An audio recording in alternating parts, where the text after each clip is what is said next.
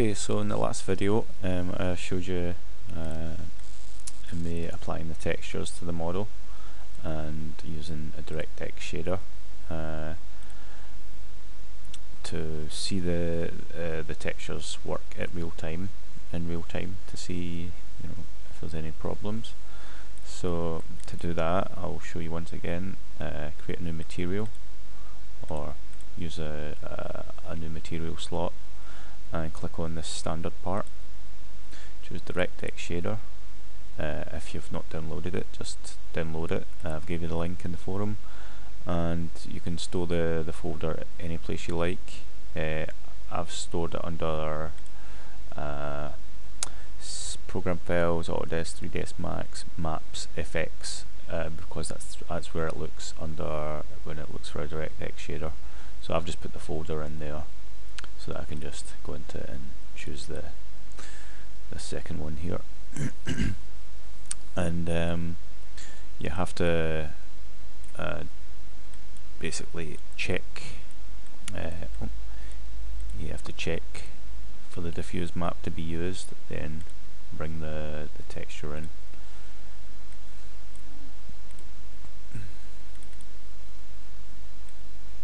Same with the spec map, you have to check and bring the spec map in, and same with the normal map, check and bring the normal map in, and then you apply the material to the object, and you can see it's enhanced it already.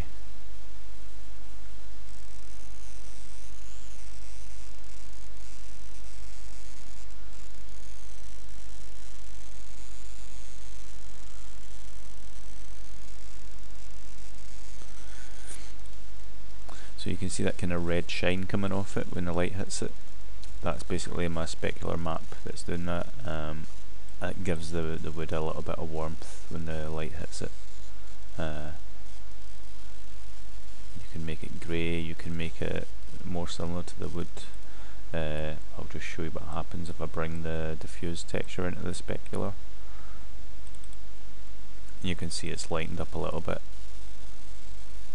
Doesn't look too bad actually, so you could use it as a specular map if you like, but none of the metal's been enhanced for its shininess, not too much anyway, but you could bring this value up and you can really see it kick in there.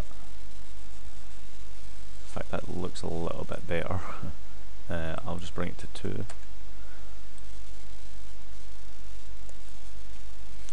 Okay, so basically now I'm going to detach parts of the object, break the object back down. Like from when I started, I have to break it all back down again. So I noticed when I did this earlier I had some problems, so I'll show you how to fix those problems. So I've selected the object, I've got it as an editable poly, and I want to choose the element. So because it was made in parts, it should still all be in parts. So I'll get each element, I can select each element. So I'll select this top part, and I will, can I right click, nope, don't right click, go down to this part here where it says detach, and then just give it a name. I'll just put chest lid, and you don't have to check any of these, just OK that. And that's basically, this is now free. I'm just going to remember the Y position, not the Y position, sorry. One thing I want to do is select the actual object. The Z, I want to make sure the Z, so the Z was at 0. Yeah, so I'm going to move that up out the way just now because I noticed some problems here. You can see I've got this extra ledge that I don't really need, so I will select the box, the base part, or the remainder of the model, and choose faces. So this is only if you have this kind of problem. I just overlooked a couple of things, so I'm going to delete that and that, and there should be a couple here to delete as well. Okay, that's brushed that bit up.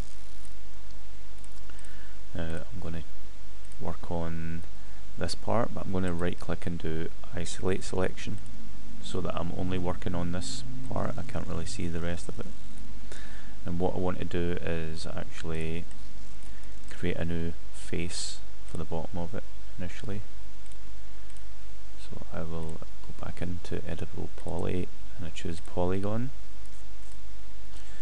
And I think I did this before, but it probably worked out wrong. So I want to create a polygon here, and I'm just keeping an eye on the cursor. You can see it's a little circle at the minute before dashes. But when I go over this polygon, it becomes just a little plus. So I'll just click there. That basically means I've got a vertex under the cursor. I don't want to create any new ones, so I just want to use the ones that exist. So I'm clicking once on each one. I'm going round in clockwise direction, and when I get to the fourth one, I double click. Now you can see it's see-through at the minute, which means it's the wrong orientation. So I just want to go back to polygons and click off, and click roughly where that is. There it's there. I can see the outline, and I want to flip it. There, I flipped it round. Now I can see it from the angle I want to see it from.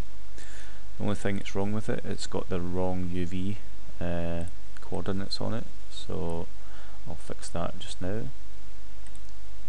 So I'll stay in isolation mode for now, but I'll just click on editable poly, so that's me selecting the full object again, and I'll go to unwrap UVW, and I'll edit. What I'll do here is I'll expand this to select the faces, and I'll select the face from the viewport, and I can see that here. Now I don't want to just move it because it's attached to certain parts, so I'll undo that. Now right click and do detach edge verts. Now I can move it where I want. And you can see I'm referring to different parts of my texture in this part of the viewport. So I can look around this way and then find out where I want to go. Basically I just want this red part in it, so I could do it that way, or I'll actually ask it to show me the diffuse. Bring that on, and I can see I'm going here now. So I'm just borrowing the same texture, really, the same part of the texture. That's fine as long as it's red and it looks good. And I can close that, and then I can right click and unwrap and do collapse to, and that's baked in now. Okay, I really want to make this kind of like an arc, the same as the top, so I'll select this face mode, and you can see it's the outline's gone red, so it's me selected it. I'll do inset, and I'll just inset by about this much, about the thickness of this, so it looks uniform. I'll now extrude it up a little bit, so that's minus. Just bring that round. I don't want it to appear through here, so if you see, if I keep going, it will eventually come through, so I don't want that, and it tends to go crazy.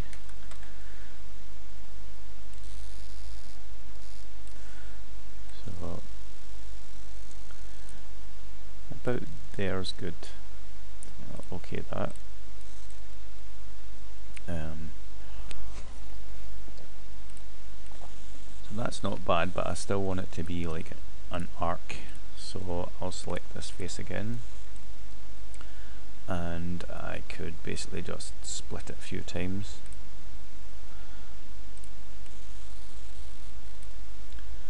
So I've got the polygon selected, I think. Sometimes hard to tell with you when you've got the texture on, so I'll just go into wireframe mode and I can see it better. And I'll go for this view here, and with that polygon selected I can use the slice plane, which is, it will only work on whatever you've got selected. So I'll move that 90 degrees. I'll go for a different view here actually. I'll go for orthographic, and I'll bring the grid back on as well. I just press G toggles the grid on and off for quickness. I'll bring the snaps on. I'll slice it in the middle there. I'll move this up, move it to about there. I won't do that because I want to take note of how much I move it by, so I'm just looking at I'm looking down here whilst I'm moving it. I won't do it again. So when I start to move this, I think it goes 2, 4, 6, 8. 8's good, so I'll slice it there. Now we'll go 16 down this way, and it should be equal. Slice there. Okay, so I'll go 26 that way. Slice there, and it should be 26 back. No? Oh well, it's getting a little bit too mathematical, but anyway, I bet there's good. Yeah. Okay. So turn the slice back off. Slice plane back off. Oh, I think I sliced it again there by accident, so I'll just make sure I undo and redo and make sure it's only done one thing for me. So back to perspective. Turn the grid back off. I'll turn the snaps back off. And I can't really see what I'm doing, so I will turn the smooth and highlights back on. Okay, so I'm going to edge mode, and I'll choose this edge that I made. I'll rotate this around. I'll move this edge up. Choose this edge, and move them up. This edge, and this edge, and move them up as well.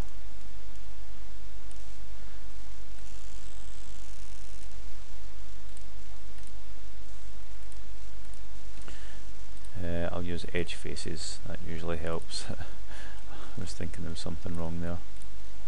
Something's missing. Edge faces is really good. So yeah, that's looking a bit better now. I'll move them all up a little bit further. Yeah, almost time as well for this video to end, but that's how you basically fix a problem. And I give myself lots of problems, so I have good fun fixing those. So that's now fixed. Oh, that's now fixed. I can save the file, and I can move this back down to 0 on the Z, and that brings it back into place. Okay, I'll see you in the next video where I'll show you how to make each part exportable and such. Okay.